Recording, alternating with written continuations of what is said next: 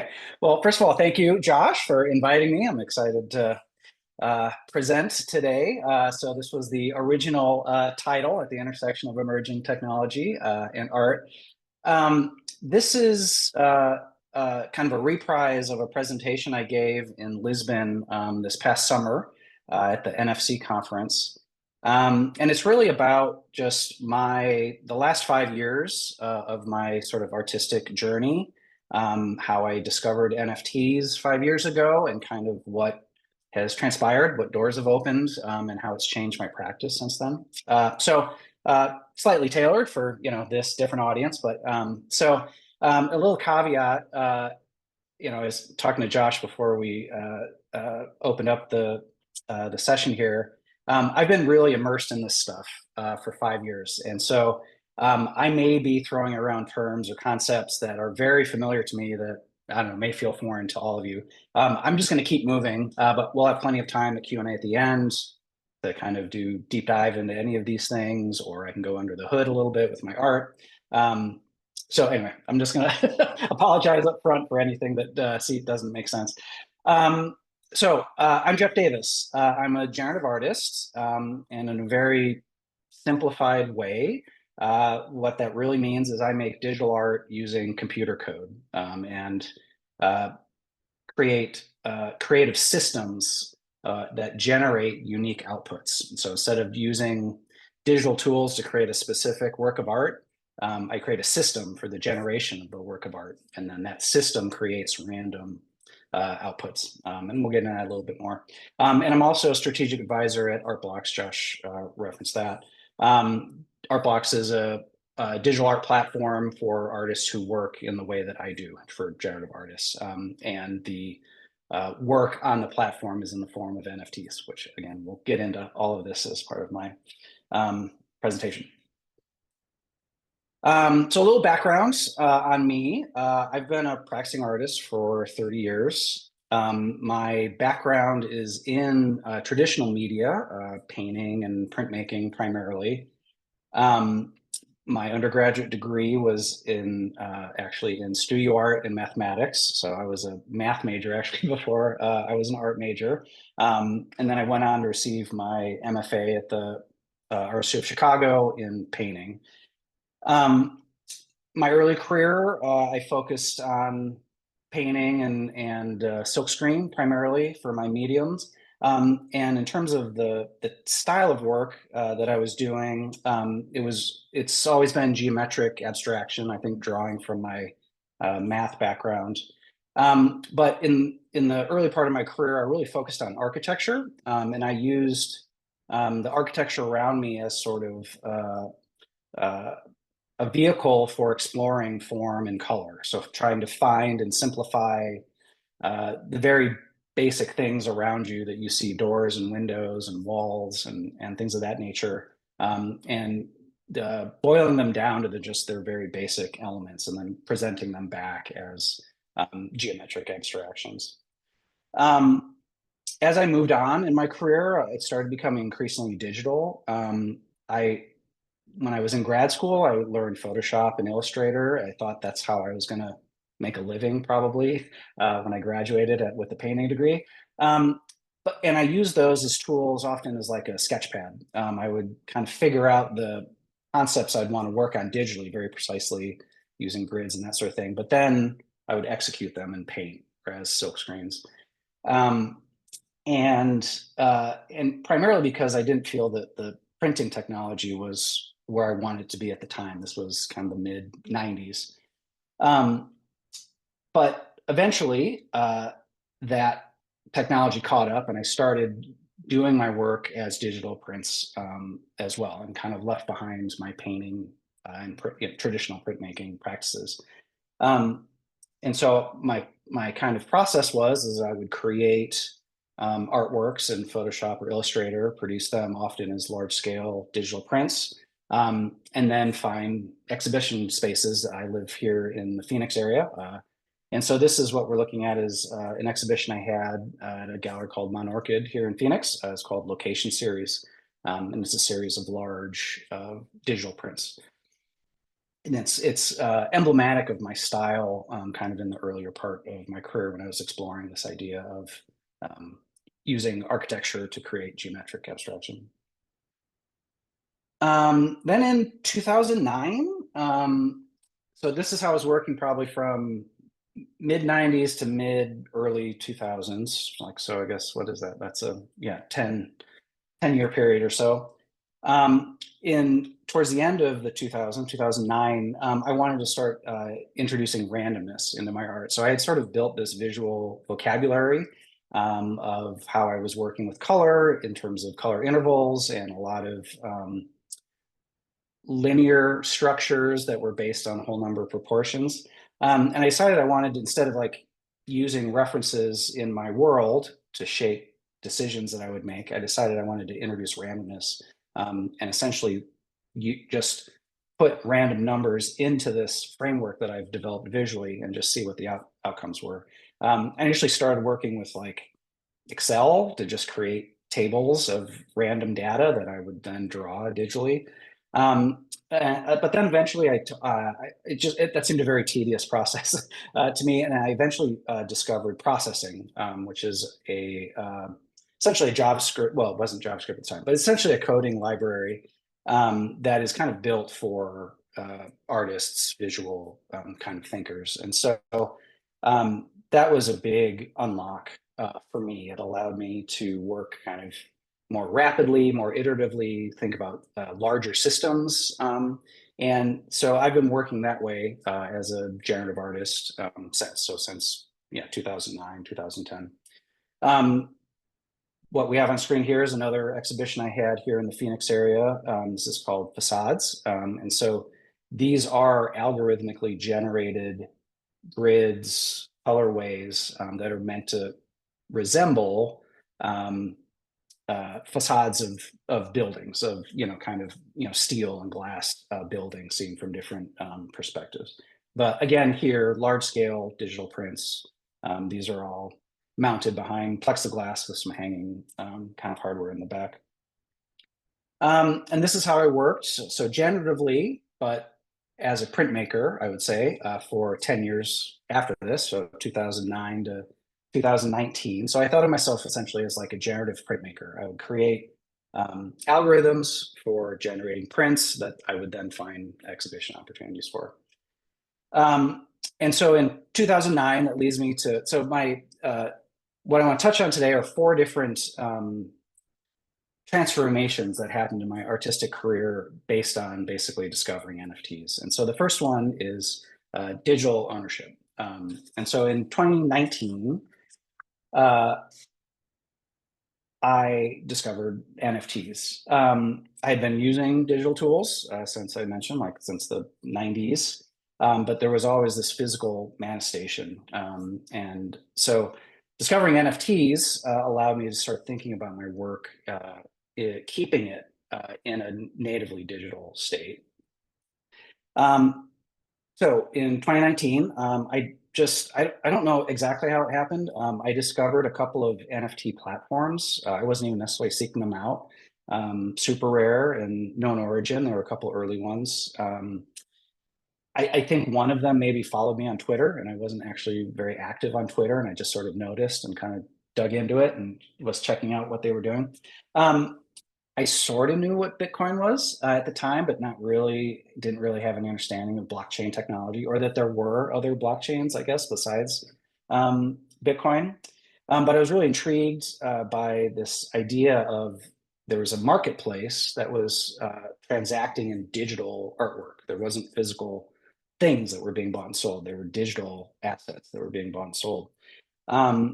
And so I decided to give it a try. I bought a small amount of ETH, which is the native cryptocurrency for the Ethereum blockchain, which is where these marketplaces existed.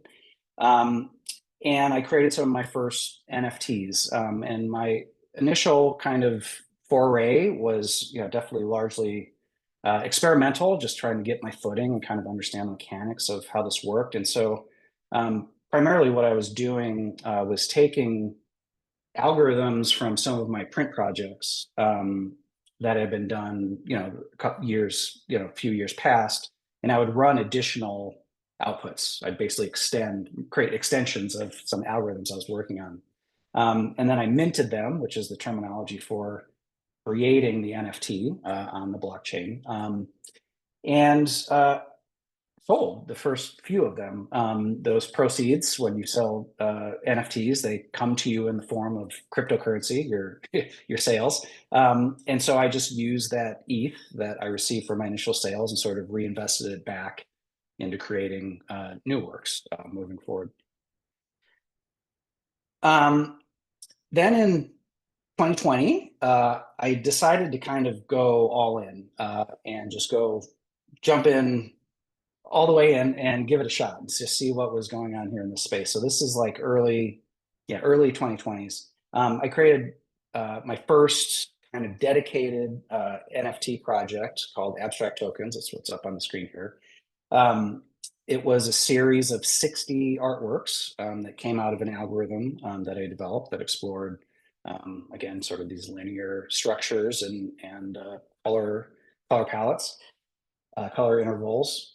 And the way that the platforms I was working on at the time, Super Rare primarily, I would run the algorithm, select the outputs that I liked that came out of the algorithm, the digital outputs, and then I would take those images and I would mint them one at a time on the platform. And so this was, as I mentioned, a series of 60 artworks that I released on the platform, but I had to move through them one at a time, create them individually one at a time on the platform.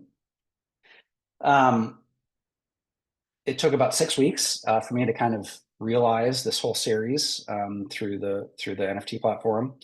And then additionally, in addition to making the work on Super Rare in terms of my, trying to really go deep into this exploration, I became very active on Twitter. I had been primarily on probably Facebook previously, and Twitter was a new space for me. So I got to know the kind of the community that was like working in this space, people that were developing the platforms, other artists that were using the technology, collectors who were interested, and I eventually sold out this whole project.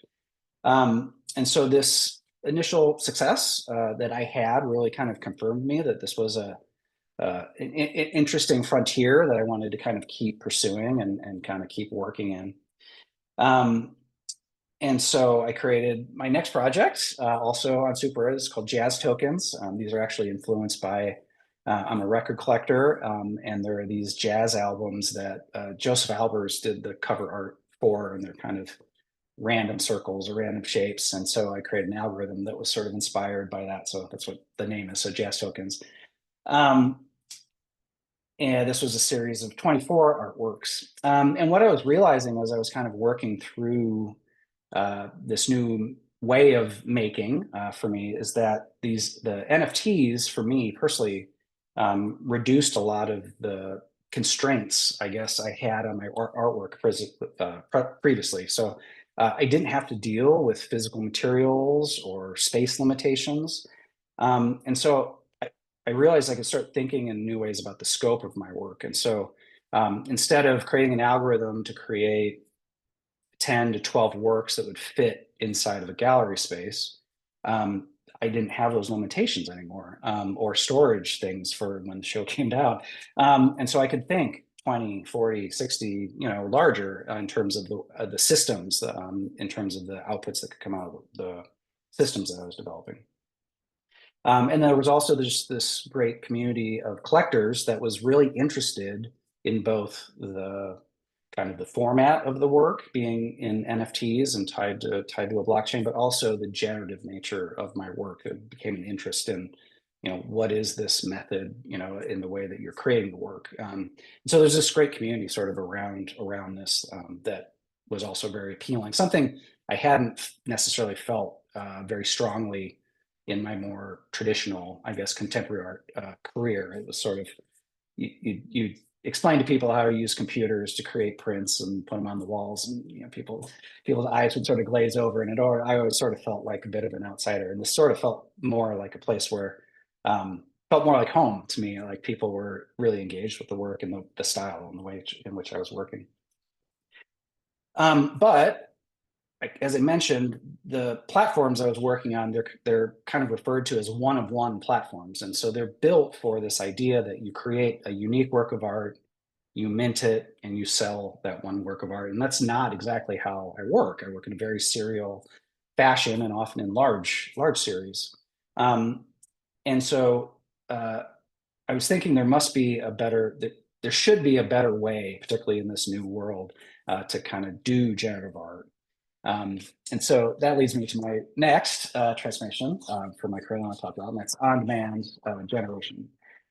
Um, so to this point, my process was develop an algorithm, create a bunch of outputs, select the ones I thought were best, and then mint the individual ones on the platform to be representative of the final artworks.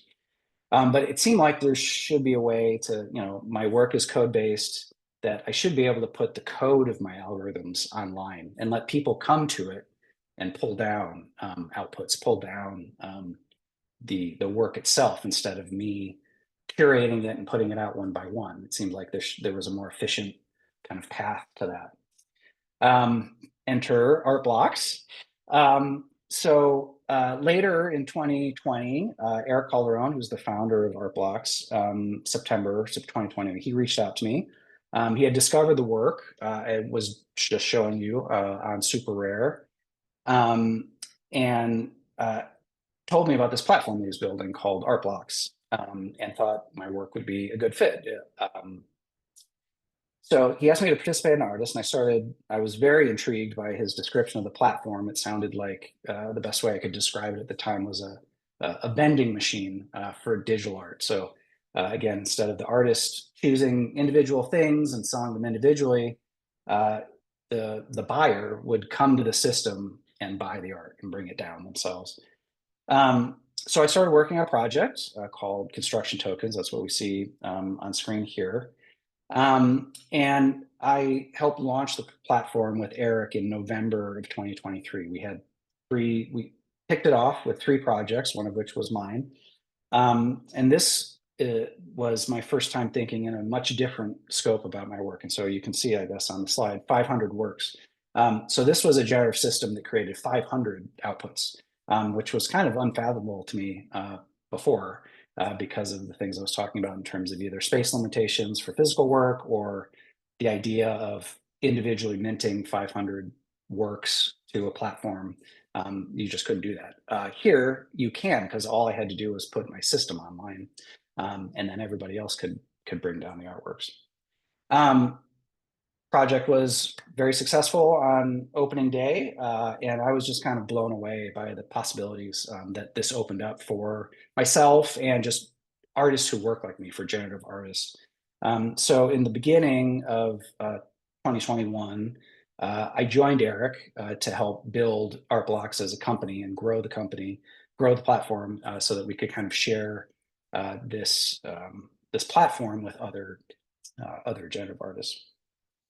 And so while we were working on the platform, I also continued operating as an artist on the platform, kind of wore 2 hats. This is another project I did in 2021 called Color Study. And so this idea that I've kind of touched on, this idea of like on-demand generation, really led to new ways of thinking about my artwork. So again, instead of curating outputs, you put the whole algorithm online and the collectors come and mint at will. And so this allows for larger series, 500 for construction tokens. This project, Color Study, was a project of 2,000 outputs that I devised. And this is taken on a term that kind of in our space called long form generative art. And so kind of the invention of ArtBlocks allowed generative artists to think in this way in a much larger, broader way about their algorithms and about the scope of their work. And another thing it did is it forced me as an artist to be more precise with my systems development. So before, if you're picking the outputs that come out, you don't need to be, you can let bad things come out of the algorithm and choose not to elevate them to the status of artwork.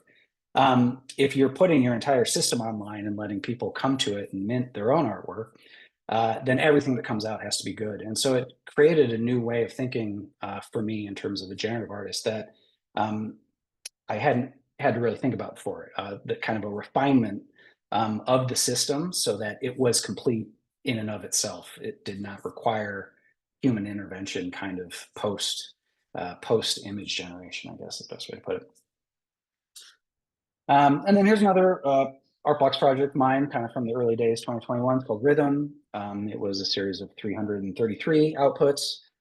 You'll see more Albert's inspiration here. He's my artistic hero, but there's some images that kind of relate to some of the kind of exercises from interaction color. So this is kind of a nod to some of that. Another kind of interesting aspect of this idea of on-demand generation is the idea of shared creation. So these artworks did not exist until the collector came to ArtBlocks and hit the purchase button. And then the artwork was created on the fly and revealed to the collector. And I didn't know what was going to come out either. And so there's this idea of like shared creation that occurs at the time of purchase, basically, for the generative art, which is actually, turns out it's really powerful. It's a really powerful thing to kind of share this with the collector. So there's this sense of discovery both on the artist side of the equation and the collecting side of the equation. You have a sense of the framework of the algorithm or of the system, but you don't know exactly what you're going to get. And so you have this surprise. It's like opening a gift at Christmas. And so this set the stage for, sorry. And so at the time, this was all, this was late 2020, 2021. This was all happening during the pandemic. And so my experience with NFTs to date and this kind of new way of making was being conducted wholly online. And my engagement around the work was being conducted wholly on social media or Discord. I guess that's social media. So it was all a very virtual kind of experience for me. So with that, that sets the stage for my next digital transformation I want to talk about, which is digital exhibition, which isn't necessarily a new thing in and of itself, but I just want to talk about how my personal career kind of transitioned into this way of thinking. In the middle of 2021, Seth Goldstein, who's the founder of Bright Moments Gallery, reached out to me on Twitter, of all places, and told me he was creating this an art gallery in Venice Beach, California, called Bright Moments. And it was specific for NFT displays. And the timing for me was like perfect, so I had been working on ArtBlocks primarily, doing these online releases, engaging with people on social media, but I was starting to crave some of that social experience that I used to have around my exhibitions prior to all of this. And so getting artwork up on the walls, having an opening, talking to people, experiencing artwork with people in real time.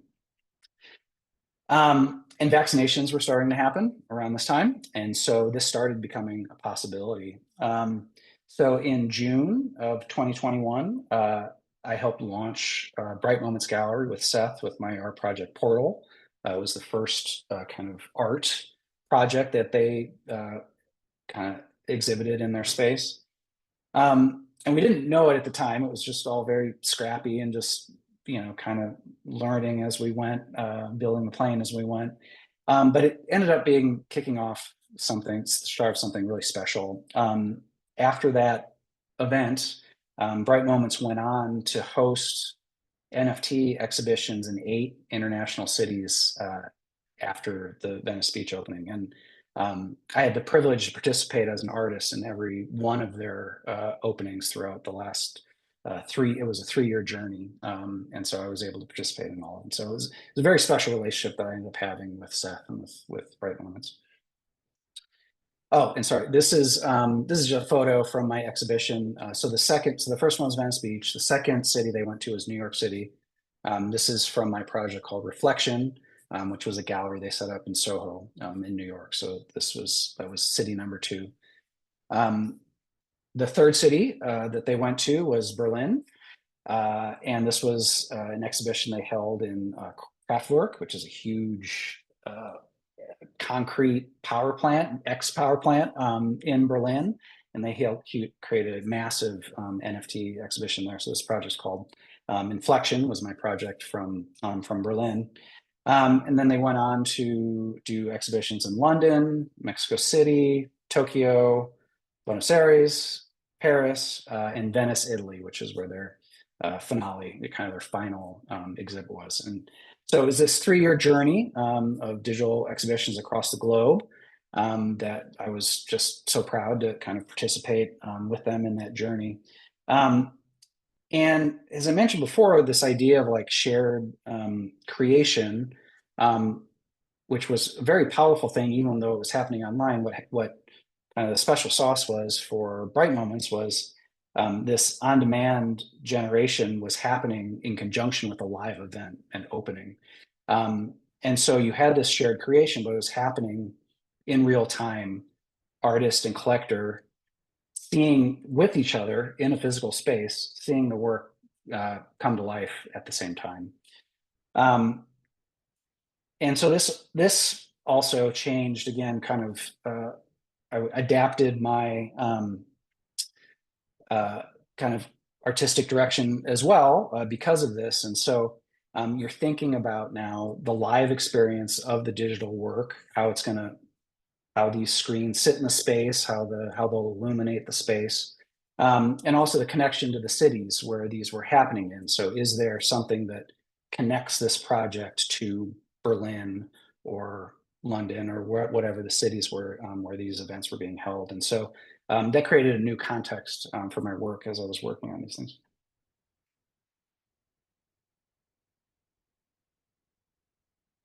And you can't tell from these photos, but my work also, another adaptation from my work during this period was I started exploring time-based work. So all the last 3 images that you've seen, they're actually animated works on screens that evolve over time. I had been working in a static fashion all of my life, my 20 plus years prior to that. And so this is my first time thinking about digital art as sort of a living, breathing, sort of artwork. This is an image from my exhibition in Paris. This project is called Culmination. And so what you're seeing now in these exhibitions is this is live code running in a web browser on a digital display. And so it's kind of, it's really for an artist who works like I do using computer code, it's as close to the native expression of the artwork as you can get. It's not a static image that's come out of something that is hosted somewhere else. This is the code itself running and expressing itself as the artwork in these displays. So obviously, I did a lot of traveling over this 3-year period.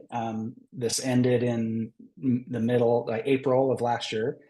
Met lots of great and interesting people. And this leads me to the final sort of artistic transformation I want to talk about, which is collaboration.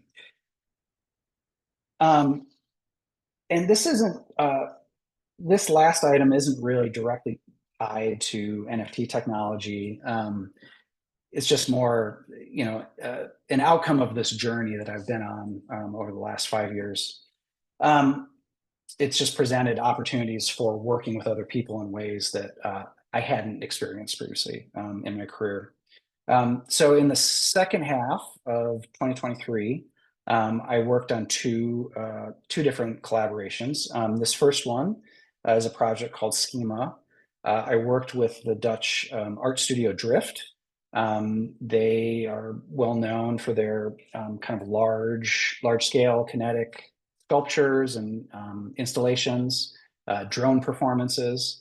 And they have a project called Meadow, which is a bunch of large upside down mechanical flowers that hang from a ceiling in a space, and they open and close, and they have lights in the middle of them. And when we started working on this project, we decided to use that as the basis for our digital project, because they had provided some schematics of their installations that were showing how the flowers themselves were sort of installed in the space, and the color, how the color would be distributed across the space. And so we created the schema, which is a generative system to create essentially schematics of possible meadow installations. And it was a really interesting way to work. We basically passed a code base back and forth between our studios. I focused on the color work and the composition work, and the drift team focused on the movement of the work. These are animated as well. I can show them later. And also the geometry of the flowers. So this is a different output where it's just circles, but most of the outputs have sort of a flower-like structure in terms of the shapes that are on the screen. And then after that, I was able to do a collaboration with Trem Paris. So they're based in Paris, and they are a design company that combines generative art making techniques with traditional craft. And so after spending some time with the founder, Ismail Tazi, we decided to work on a stained glass project together. It felt like a good fit for my interest in color and sort of linear structures. And so we partnered with a stained glass studio in Chartres, France, called Atelier Loire.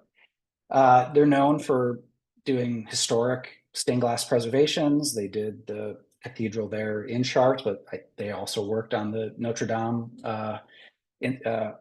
restorations that I think just wrapped up. I think they just reopened recently. So it's a multi-generational family that does stained glass. And so it was just such an honor to be able to work with them. And also just like, it was great that they were willing to think about new ways of expressing stained glass, using these kind of digital techniques. So I went and I visited their studio, learned a lot about their process and how they work. And then that informed how I developed algorithms, because the outputs needed to be able to be built and be structurally sound and color fit in the color palette, color range that they have to work with in the glass. So it was a really great experience. And so the end result was a project called Optimism. That's what you're seeing here on the screen. So it's a combination of algorithmic art, NFTs, and stained glass. And so I created an algorithm which created NFTs. The NFTs served as digital specifications, which then the stained glass studio created as these final works were. And then this is a sneak peek of a collaboration I'm currently in the middle of right now. This is a project called In Conversation. So it's a project I'm working with another generative artist, Martin Grasser. And what we're doing here is we're using generative systems that speak to each other visually on the page of a book. And it's meant to explore sort of design elements, your basic language around form and color. And so one half of the page is Marty's output, one half's mine. They're kind of using a shared prompt, and then a random output comes that sort of lets these two outputs sort of talk to each other based on whether the concept is contrast or balance, and then a shared sort of color palette. And so it's meant to kind of, how do I want to say this?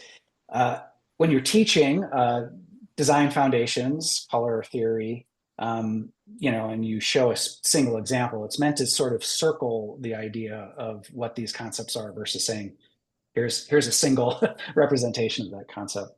And I will say, we are kind of in the middle right now of talking to publishers. So I'm just going to make a pitch. If you are in that world, have an interest in the project, we'd love to talk. Or if you have connections, please reach out. That's kind of where we are in the process right now. We're sort of shopping it around to publishing houses.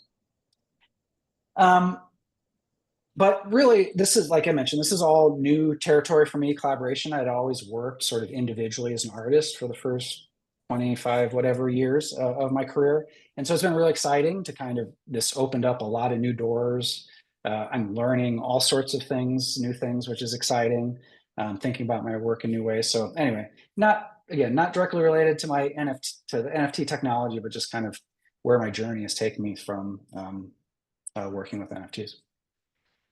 So that's it. That's the end of my presentation. I hope something here was of interest and that it made sense and that you're maybe thinking of creative ways that you might be able to use this technology yourself. I'll be around for the rest of the hour for questions, so we can open that up. If you want to learn more or connect with me afterwards, my website, I just revamped it over the last month or so, so it's fresh, jeffgdavis.com.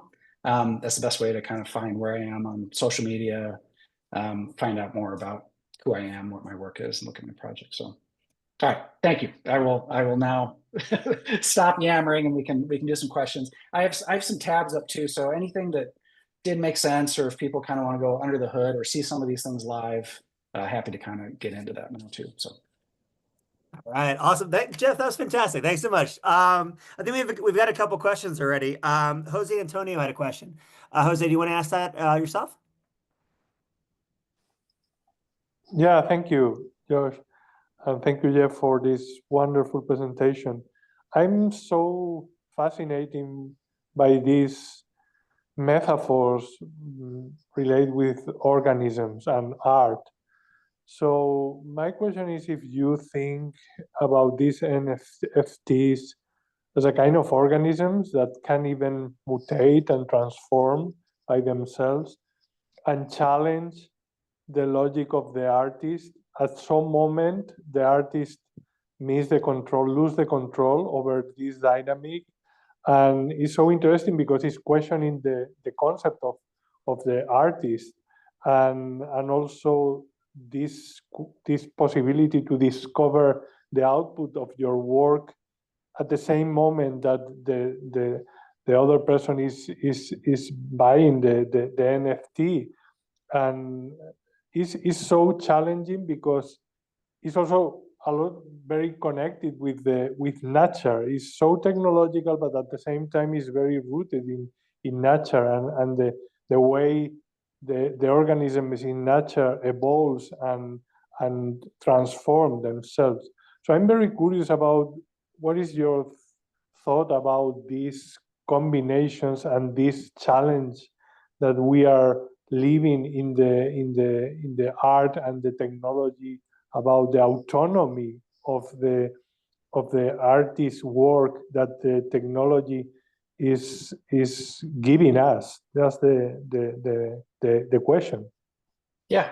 No, yeah. So yeah, I think there's a couple of things I'll touch on here. So yeah, my work, obviously, from looking at it, is not, inspired by nature, very, you know, I mean, math is, there's math underneath nature as well, but, it's very simple and minimal. And, there's certain things I'm trying to achieve, in terms of the aesthetic of my work. But to your point of like autonomy, control, yes, it's a really, really interesting thing to start essentially giving up control of at least some portion, of what you're doing. So when I create an algorithm, you have a sense of essentially where the boundaries of that space are, but there's too much that's possible within that space that you can kind of comprehend, like everything that's going to come out of it. And one of the funnest things, like prior to ArtBlocks, in terms of when I was working generally, one of the funnest things of working as a generative artist is that idea of surprising yourself. And so creating a system and running it and seeing what comes out of it, and then something comes out and you're like, oh my gosh, that's so cool. I didn't realize that was going to happen. But then this idea of the on-demand generation, you're sharing that experience with the collector. And so you're taking this fun thing that is reserved for the artist, and then you're kind of like opening it up and saying, collectors, you all can have the same experience as well. But one thing I do want to touch on, NFTs themselves, I don't use them this way. Basically my work is deterministic. So whatever comes out of the algorithm and is kind of expressed in the form of NFT, it's final. It will, particularly if it's like animated, it will always run the same path of animation if you restart it. So it's deterministic. It comes out in a very specific way, and that's the only way it can exist. NFTs, though, can mutate because as these assets move around on blockchains, they can see data on the blockchains. It's possible. I just don't work this way, but there's NFTs that change every time they change hands, every time they're traded, that change over time, that change because of they're connected to data feeds that influence their behavior, their appearance over time. So that is all possible with NFTs. I'm not an expert, but yes. So there's interesting ways too that people have definitely played with NFTs in a way that, yeah, they become more of a living thing that you don't know what they're going to be. It requires on their, their activity over time influences like what they end up being over time. So Thank you. Amazing. Ryan had a question. Hey, what's going on, Jeff? hey, Yeah, I was thinking you were talking a little bit about scope, and especially in some of your early work, like being able to curate the outputs and looking at like the jazz tokens or some of those earlier projects that were a lot smaller. And then you look at something like color study that had an addition of, there were 2,000 outputs. And it seems like since that point, your collections have gotten smaller and smaller. So I'm curious, like how you think about scope now, and maybe this relates a little bit to that control aspect that you were talking about in the last question. Like, how do you determine as an artist, like when I build out this algorithm, I feel like I've got control over this many outputs, or once it gets beyond a certain size, maybe it's going to start straying away from what you were trying to create in the first place? yeah, no, that's a great question. So this is going to sound corny, but hopefully the algorithm speaks to you. So Well, it does. yeah, exactly. And so you may have a concept at the outset, like I'm trying to do something that's meant to be large and have a lot of density of outputs. But generally, that's not, at least me personally, and I don't think it's the way most artists work, that generative artists that work. You just start setting out towards sort of, more of the conceptual aesthetic sort of, journey that you're on. And then as you're doing that, you're starting to see the amount of variability that it can produce. Like you just start to get a sense of like, okay, if there are 100 of these, 500 of these, 1,000 of these, 10 of these, whatever, it starts to feel repetitive, redundant. It may not be exact. It probably is not going to be exact copies. You're not going to necessarily, although I am working on a system where it's like, there's a fixed amount of outputs that are possible and that's it. But so in that sense, yeah, that the algorithm can inform how big it should be when it's time to sort of like put it out in the world, if that makes sense. And so, and to your point, like, yeah, I did color studies was my largest project, 2,000 outputs, and my projects since then have been smaller. And now that I'm kind of talking about this out loud, it's partially because I reintroduced some of these physical constraints back into my work. And so I was working with Bright Moments Gallery kind of for all of my projects, sort of most of my projects after, say, color study. And so there were physical kind of display limitations, how many people I could interact with in an evening in terms of like bringing the work to life. And so there were sort of limits, in that sense that kind of informed how large these projects could be in practical sense, so. And then maybe a just quick follow-up question. Are there any projects that you wish you had either made bigger or smaller in retrospect? Do you wish like color study was smaller? Do you wish like neighborhoods was bigger? Gotcha. Are you happy with the outputs? I'm pretty happy. Yeah, I'd say I'm pretty happy with the size. It's hard to say, but it's always, and the other thing too is these algorithms can exist outside of their sort of sales expression, right, I guess, as well in terms of NFTs. And so you can still go back to algorithms and just run new outputs and look at them. You know what I mean? So you can, I still enjoy my algorithms, even though they've maybe been sort of expressed as a specific project, NFT project. So I'll say that.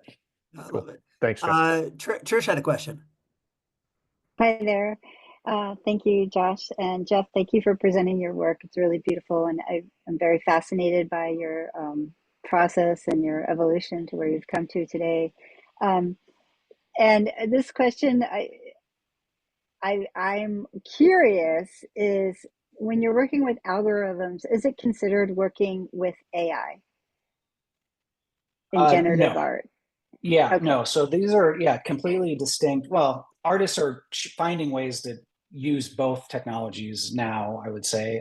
But Hmm. no, generally speaking, they are different approaches to artwork. And so, which has been challenging because before AI, artists who work like I work, we have given ourselves sort of the nomenclature generative art, but now generative is attached in front of AI. So people talk about generative AI. And so there's a lot of kind of confusion, I guess, around how previous generative artists work relative to AI artists. And so for generative art, it's more the artist is creating sort of a concrete rule system using code. And so it's a lot of if-then statements, and you're kind of you're basically writing a set of rules. You're saying when these things happen, do this. If these things happen, do that instead. And then you're putting in random numbers into that system, and so it cascades through all the decision tree that you've set up, and an output comes out. AI is a lot different. You're basically training a model on data, oftentimes for artists, images, like a bank of images. Um, and then you're telling it, like, create something that looks like these things that I gave you.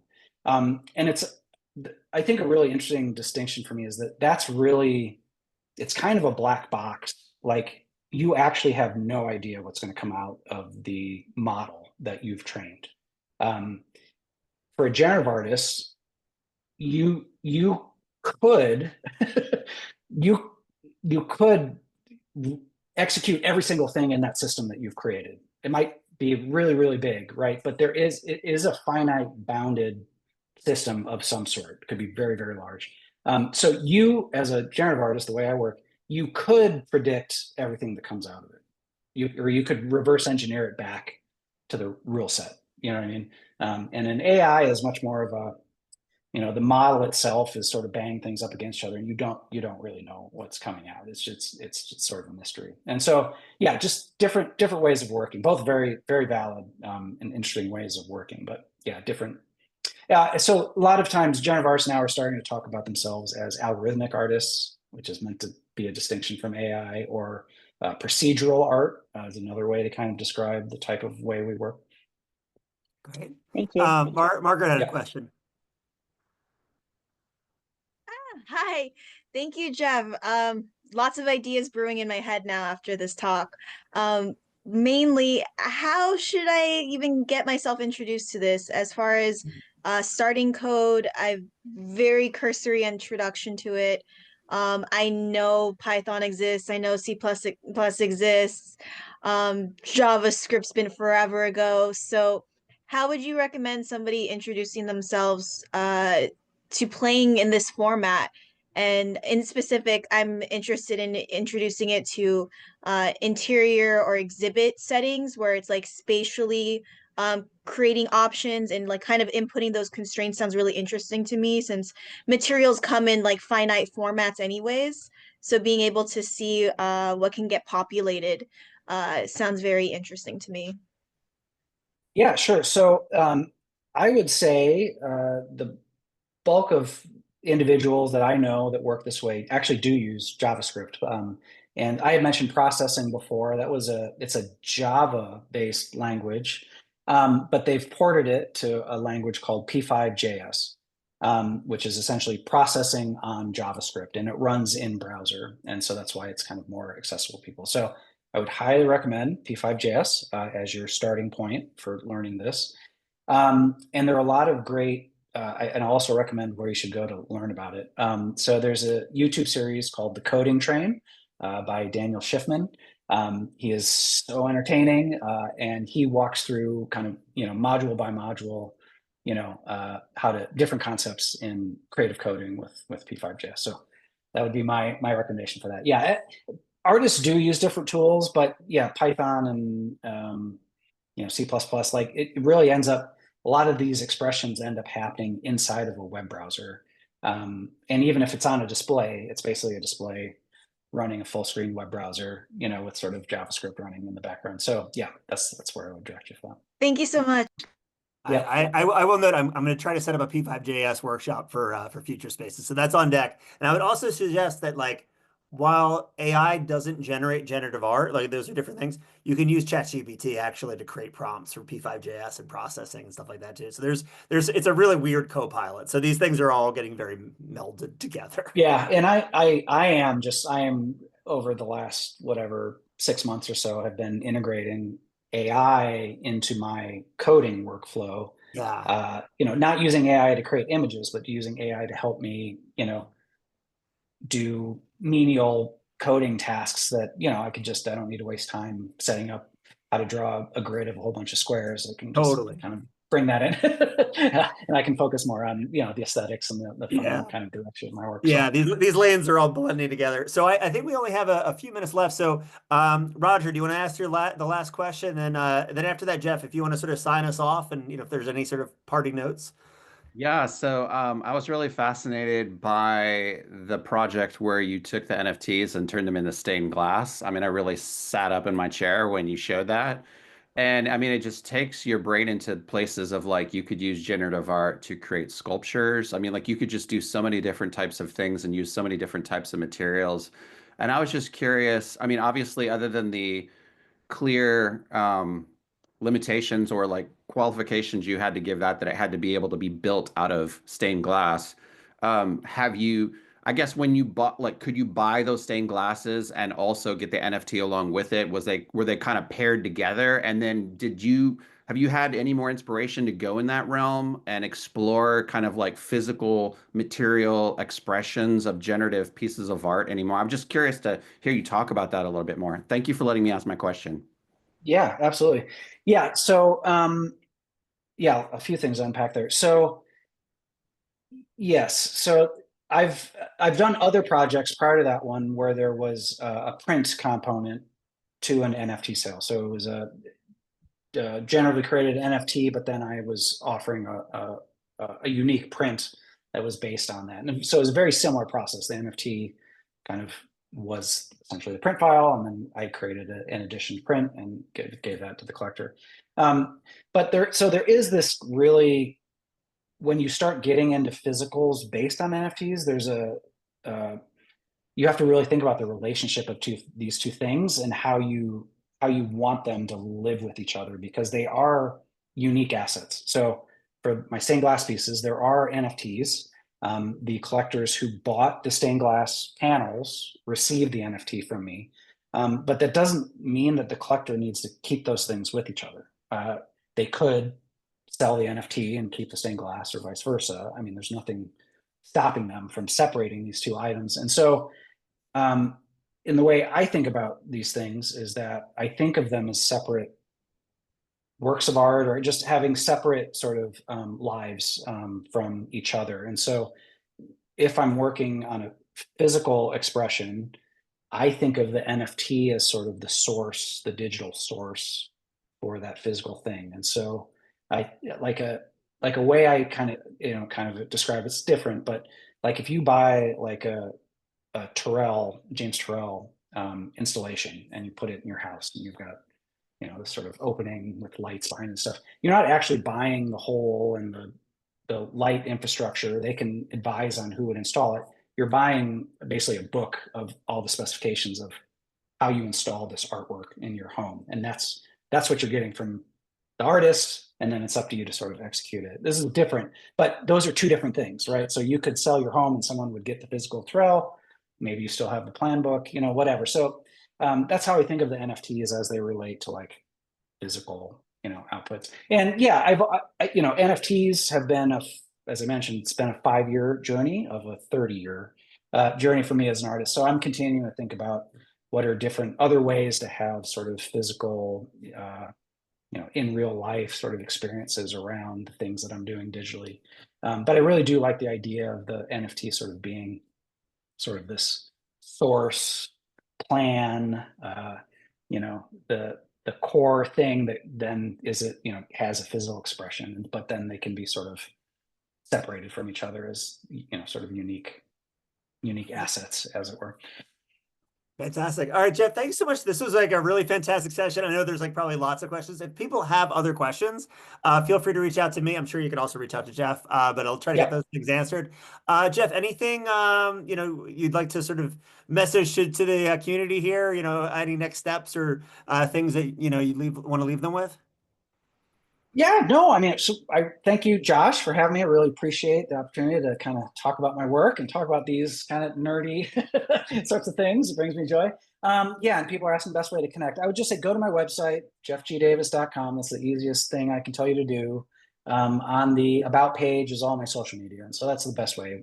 Whatever of those are your way of interacting with people, find me on those networks, reach out, and I'd love to chat more. So. All right, fantastic. Thank you. Jeff, thank you so much for being here today. Thank you, everybody, for coming out. I hope you can come out to a workshop or another session soon. Have a wonderful rest of your week, everyone. All right, see you, Jeff. Bye, everyone. Thanks, Thanks y'all. all. Bye. Bye.